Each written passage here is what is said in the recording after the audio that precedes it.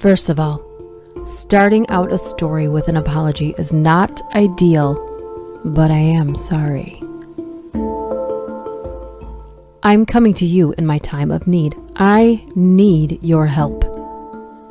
And all you have to do is listen to the end. Please listen until the end. That's it. That's all I ask. I don't know what to do or where to turn. Please just help me. That's all I ask. My name is Andrea, and I'm a single mother. I don't tell you this like it's some badge of honor, and I'm expecting cookies, milk, and chocolate-covered snowflakes like most of the others in my social circle would. They want your pats on the back and recognition. I just want some of your time. I see motherhood as a burden. Necessary, yes, but still a burden. My son's name is Jess. He's 11. That's 5th grade for the math haters. Jess started the 5th grade this year like any other kid would. There was a little bit of trepidation and lots of excitement. He was a happy-go-lucky sort of kid, full of life and energy. All that changed after he met Stan on Tuesday. Stan was a late addition to Jess's class, a transfer student from another district. Jess's teacher sat Stan next to Jess. When I picked up Jess after school on Tuesday, he told me that Stan was his new best friend. He wasn't acting like himself, though. He was pale and sweaty. I took his temperature, but he wasn't running a fever. I asked about his day, and all he would tell me was that Stan was his new best friend. "Stan's my new best friend," Jess would say. "I know. I can't wait to meet him," I'd say back. "Mom, Stan is great. You should meet him. He's my new best friend. The best in the world." We must have had this conversation 1,000 times that night. When I tucked Jess in bed, he looked up at me with tears in his eyes. He put his little hand in front of his face and wiggled his index finger, telling me to come closer.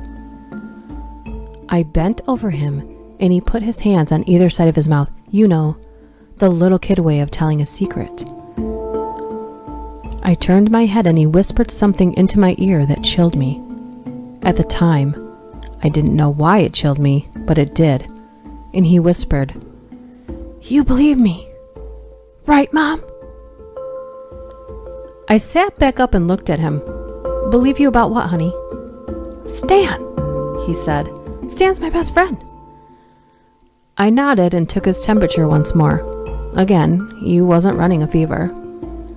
I went to bed, but could not really sleep that night. On Wednesday, when I pulled up to the school to drop Jess off, he got this really weird look on his face, and he told me that he didn't want to go in. "Are you feeling sick?" I asked. "No," he said. He was chewing on his bottom lip like crazy. There was something else I'd never seen him do. "No, I need to go to school." He opened the car door and got out. No goodbye. No I love you. Nothing. He trudged up the front steps of the school with his head down.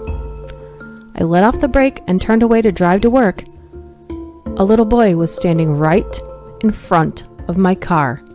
2 more seconds, and I would have run him over. The boy was pale, with a mop of blonde hair that was almost white and bright blue eyes. He knocked on the hood of the car twice, waved once, and walked up the stairs of the school. When I picked up Jess after school on Wednesday, he looked a lot better. He was a tiny bit paler than normal, but he seemed happy. He told me all about his day. He told me about dinosaurs and music and math, and then he told me about recess. And then, after math period, we had recess. "Mom, you'll never guess what I did at recess." "Tell me," I said, smiling to myself as I'm driving. I'm thinking tag, football, keep away, All the things I remember the boys doing at recess when I was that age. Something benign, something normal. I joined a church! I frowned at this. A church? At recess? Jess nodded. The Church of Stan! I thought that it must be some sort of new make-believe game that the kids were playing. What's the Church of Stan? I asked. It's Stan's church, Mom. Jess laughed like I was the silliest person in the world for asking that question. Oh, what do you guys do though?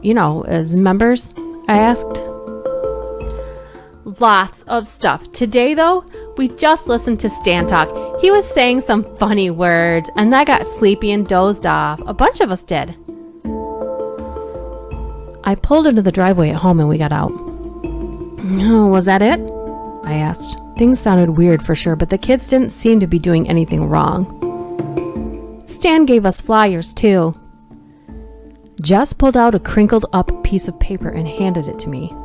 It was a piece of manila paper with 3 words written in black marker.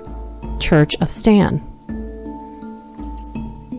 Again, weird, but nothing wrong. I just thought the boys were playing make-believe. I was wrong. When I picked Jess up after school yesterday, I could tell that something was very wrong with my little boy. He looked panicked and scared. What's going on, honey? I asked, reaching out to feel his forehead. No fever. We played the soul game today, he said. Jess's head was on a swivel. He couldn't sit still. He kept looking all around as we headed home. The soul game? I asked. Jess nodded and kept looking everywhere at once. Beads of sweat dotted his upper lip. What's the soul game? I asked. Jess shook his head, no, and said nothing. Jess, what's the soul game? I asked. I told him I didn't want to, but he said he wouldn't be my friend anymore if I didn't play. Who wouldn't be your friend? Where were the teachers? Jess started breathing harder but still answered. It happened in the church, he said. Then he whispered, teachers aren't allowed in the church. The Church of Stan? I asked. Jess nodded, and a tear slipped down his cheek. What's the soul game, Jess? I'm your mother. You tell me right now, and I'll take care of everything, I said. I can't tell you, Mom. I can't. The rules are bad. They're so bad. What about Stan? I asked. Will Stan tell me the rules? No!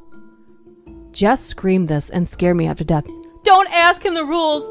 Please don't, Mom. Please. I pulled into the driveway, scared and confused. Promise me, Mom. Promise me, promise me, promise me, promise me, promise me, please. Jess was bawling now, terrified. I took him into my arms and rocked him.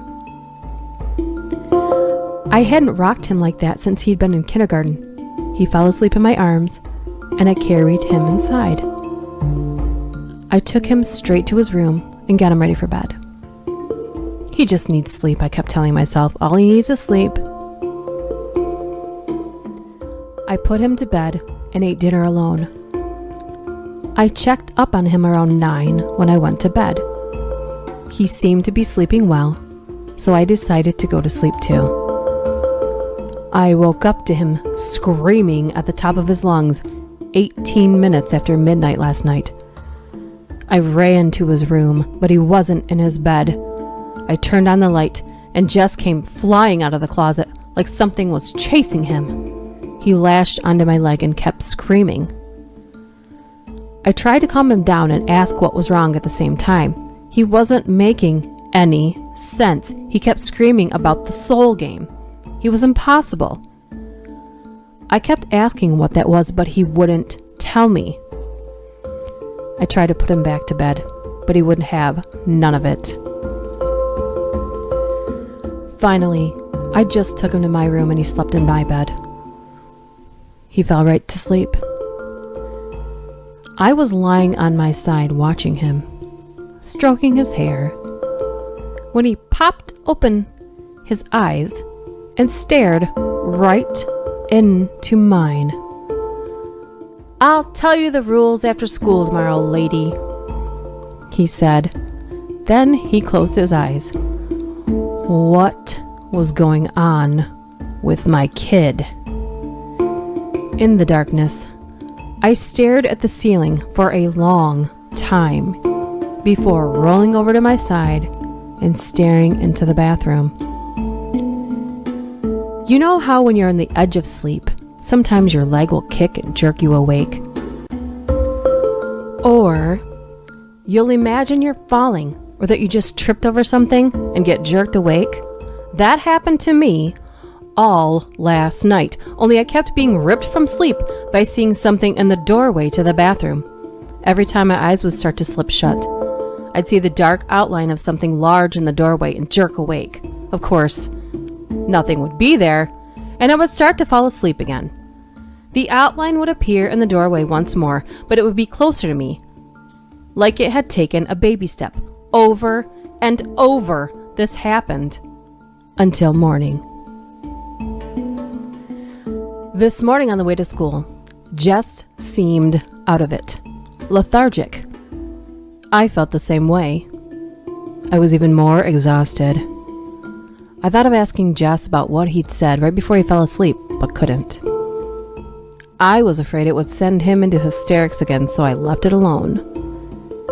I drove him to school, and he didn't say a word the whole time. He was acting like a robot, listless, unemotional. I got a call shortly after dropping him off to come and pick him back up. He had vomited in class.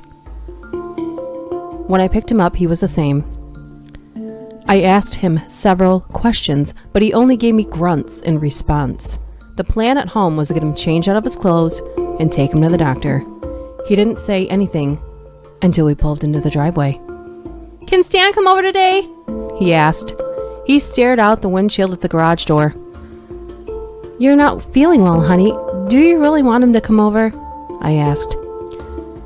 I wanted to meet this kid, but it didn't sound like Jess wanted him over. I, however, wanted to get to the bottom of things. "Yes," Jess said. "Okay," I said. "Do you have his parents' number?" "He already asked his parents, and they said it was okay." "We have to wait till he's out of class, and I'd still like to talk to his parents." "Okay."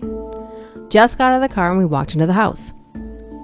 "You have their number?" I asked as I shut the door. "No," he said. I started to ask him how I was supposed to call them if I didn't have their number, but someone knocked on the door.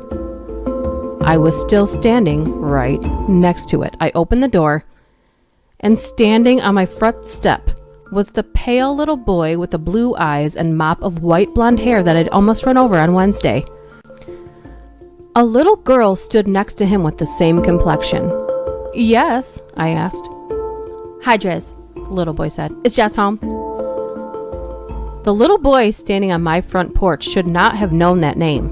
It was my nickname from college, created on a drunken night amongst friends, shortened from Drizzy. "No," I said. "That's fine," said the little girl. "My name is Devin. You already know my brother's name." "Stan," I said.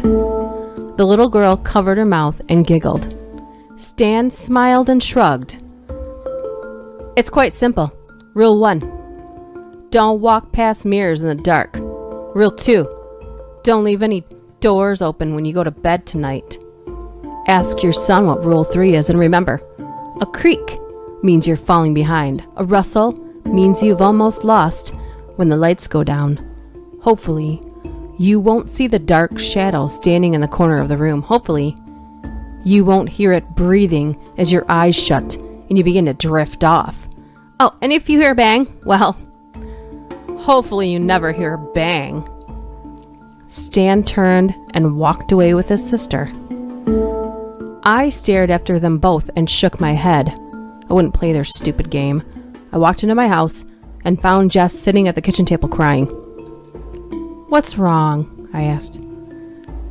I heard a bang, he whispered. My mouth went dry. When does the game end? I asked. It doesn't, he whispered. It never ends. My heart started beating faster. What's the third rule, Jess? His face fell, and he sucked in a deep breath. Rule 3.